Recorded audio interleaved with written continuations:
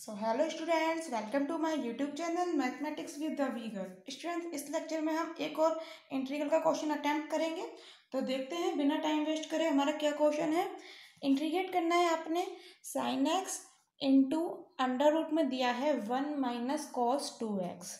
ठीक है, under root में कंप्लीट 1 - cos 2x और मल्टीप्लाई में दिया है आपने साइन एक्स। इसको आपने करना है इंटीग्रेट। तो कैसे करेंगे इसको इंटीग्रेट? सबसे पहले आपको यहाँ याद होने चाहिए ट्रिग्नोमेट्री के formulas. 1 - cos 2x is equal to होता है स्टूडेंट्स 2 sin² x।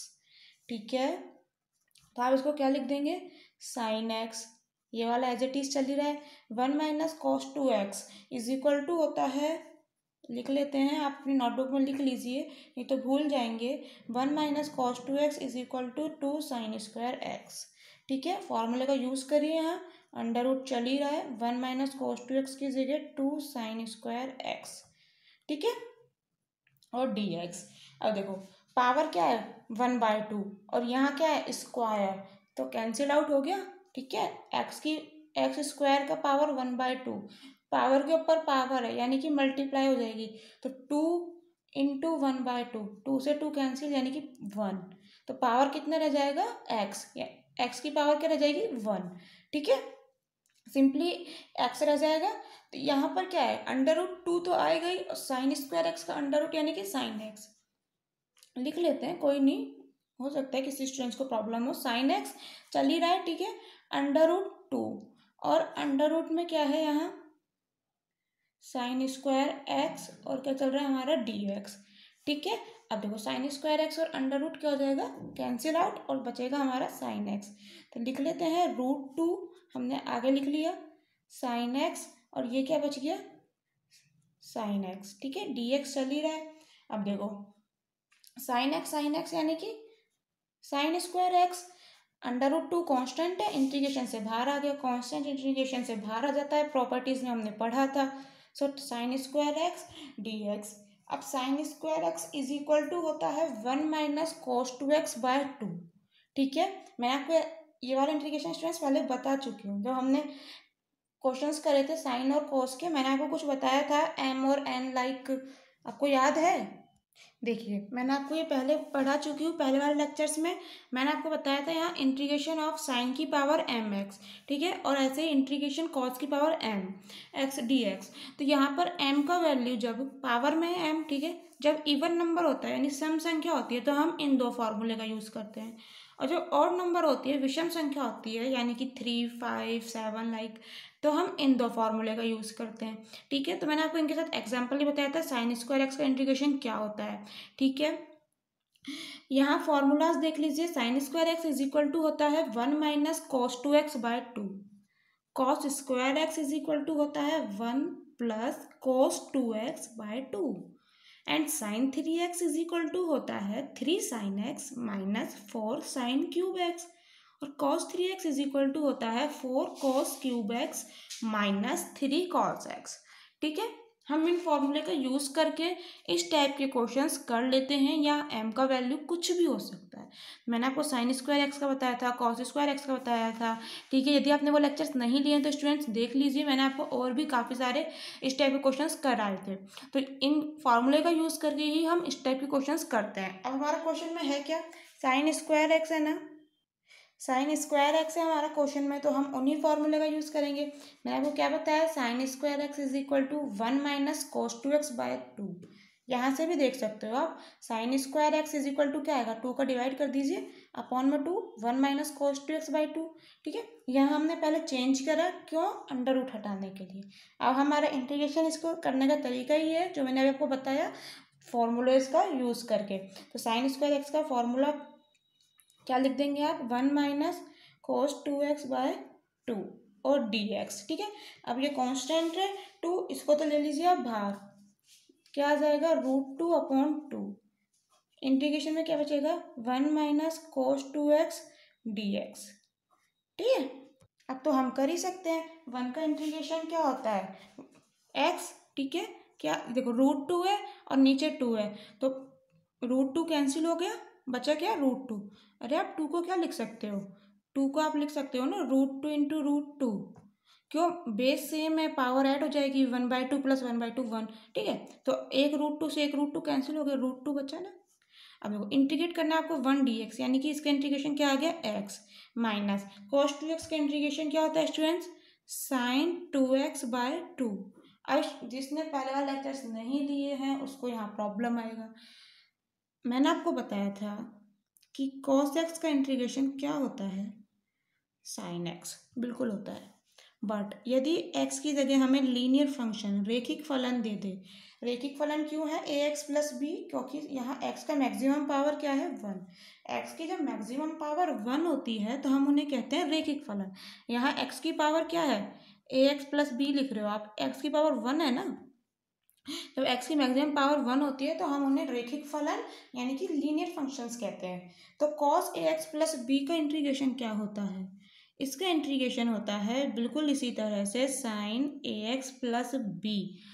बट हमें यहाँ x का जो कोफिशिएंट होता है ना, x का जो ये कोफिशिएंट है a, इसका यहाँ डिवाइड और करना होता है। यहाँ x का कोफिशिएंट क्या है 2, 2 का डिवाइड इसलिए करा है, ठीक है। यहाँ x का कोफिशिएंट क्या है 1, तो 1 का डिवाइड कर दो, क्या फर्क पड़ रहा है, साइन x ही है ना। समझ आई ये चीज़ें मैं आपको पहले ही काफ़ी सारे लेक्चर्स में बता चुकी हूँ, और एक स्पेशल लेक्चर भी लिया था इन चीज़ों का।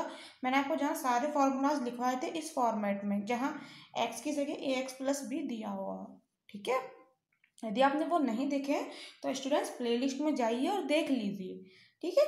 समझ आया इंटीग्रेशन कैसे करना है। सो इंटीग्रेशन कर दिया हमने, plus constant of integration c, और ये हो गया हमारा आंसर, ठीक है। समझ आया क्या आ गया हमारा answer, 1/√2 bracket x minus sine 2x/2 bracket 1 plus constant of integration c। Easy question था, बस आपने फॉर्मूला याद करना है जो मैं आपको बता चुकी हूँ, ठीक है। सारे क्वेश्चन आप कर लेंगे स्टूडेंट्स, बट जो मैंने आपको सारे फॉर्मूलाज बताए ना उन्हें याद रखिए, सारे क्वेश्चन आप कर पाएंगे, ठीक है। देखिए नेक्स्ट क्वेश्चन, हमें इंटीग्रेट करना है cos 2x, ठीक है, cos 2x upon sine x plus cos x का होल स्क्वायर, होल स्क्वायर है याद रखिएगा, cos 2x upon sine x plus cos x का होल स्क्वायर, इसे आपने करना है इंटीग्रेट। अब इंटीग्रेट करना है तो भाई मेरी पहले वाली चीज़, आपको ट्रिग्नोमेट्री के क्वेश्चन फॉर्मूलाज याद होने चाहिए जब आप ट्रिग्नोमेट्री के इंटीग्रेशन सॉल्व करते हैं तो, ठीक है।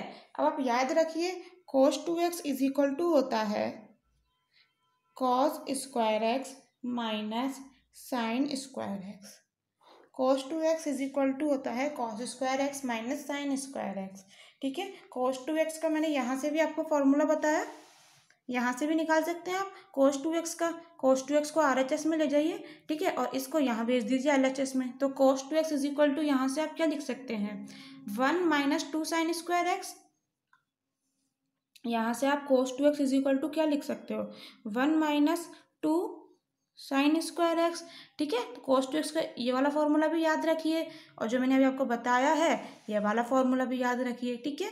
सारे फॉर्मूलाज याद रखिए, आपको इजीली क्वेश्चन सॉल्व हो जाएंगे, प्रॉब्लम नहीं आएगा क्वेश्चन सॉल्व करने में। सो cos 2x की जगह आप क्या लिख देंगे cos square x minus sine square x, बिल्कुल रख दीजिए students, is equal to cos square x minus sine square x, upon में हमारा क्या चल रहा है sine x plus cos x का होल स्क्वायर, ठीक है। अब देखिए, अब आपने यहाँ इंटीग्रेशन करना है तो sign x plus cos x को मान लीजिए t, ठीक है। बट उसको करने से पहले यहाँ देखिए A square minus B square का कुछ फॉर्मेट बन रहा है, A square minus B square is equal to क्या होता है A minus B into multiply यानी कि A plus B, A minus B multiply A plus B. तो यहाँ क्या है cos square x minus sine square X, A square minus B square, बिल्कुल बन रहा है फॉर्मेट। तो बिल्कुल इस फॉर्मूले से इसे चेंज करिए, क्या आ जाएगा integration cos x plus sine x और मल्टीप्लाई में cos x minus sine x, ठीक है। अपॉन में क्या चल रहा है sine x plus cos x का होल स्क्वायर, ये वाली टर्म एज इट इज। अब देखिए यहाँ sign x plus cos x का पावर कितना है 1, यहाँ है स्क्वायर 2 पावर है, सो एक पावर कैंसिल हो गई। ठीक है, इजी हो गया क्वेश्चन हमारा। यहाँ ऊपर क्या आ जाएगा, ये तो कैंसिल हो गया इससे, cos x minus sine x, ये वाली टर्म आ जाएगी, और अपॉन में sign x plus cos x की पावर बचेगी 1, sign x plus cos x की पावर 1। ठीक है, और डी एक्स, अरे डी एक्स भी है। ठीक है, अब हम इसका इजीली कर पाएंगे। Sine x plus cos x को मान लीजिए t, let sine x plus cos x is equal to t. नीचे टर्म को आपने टी मान लिया। अब आप इसे करिए डिफ्रेंशिएट। साइन एक्स का डिफ्रेंशिएशन क्या होता है, कॉस एक्स, और कॉस एक्स का होता है minus sine x, so minus sine x. ठीक है, साइन का कर दिया, कॉस का कर दिया, एक्स का तो करा ही नहीं, एक्स का क्या हो जाएगा डी एक्स, और इज इक्वल टू टी का क्या हो जाएगा डी टी। अब cos x minus sine x d x, cos x minus sine x d x. ठीक है, क्या हो गया डी टी, बिल्कुल सब्स्टिट्यूशन कर दीजिए। इसकी जगह क्या आ जाएगा डी टी, और अपॉन में sign x plus cos x को आपने टी माना है, टी। अब इसका 1/t का इंटीग्रेशन हम जानते हैं log t plus constant of integration c। क्या ये हमारा आंसर है? नहीं स्टूडेंट्स, अब ये गलती मत करना, मैं कई बार बता चुकी हूँ। हमारा क्वेश्चन x वेरिएबल में है तो आंसर भी x वेरिएबल में ही देना होगा। इसके लिए क्या करोगे, t की वैल्यू रख देंगे यहाँ से, sign x plus cos x, T का वैल्यू रख दिया plus constant of integration c, ये हमारा आंसर है। ठीक है, समझ आया? सो स्टूडेंट्स, होप सो मैंने कुछ आपका हेल्प किया होगा, मैंने आपको कुछ इंटीग्रेशन समझाने में, आपके समझने में कुछ आपकी मदद की है, हेल्प की है। तो प्लीज़ चैनल को सब्सक्राइब कर लीजिए, जिससे आपको आने वाले सभी नोटिफिकेशंस के बारे में पता लगता रहे। ठीक है, so thank you so much students. मिलते हैं नेक्स्ट लेक्चर में और इंटीग्रेशंस के क्वेश्चन के साथ। Bye bye.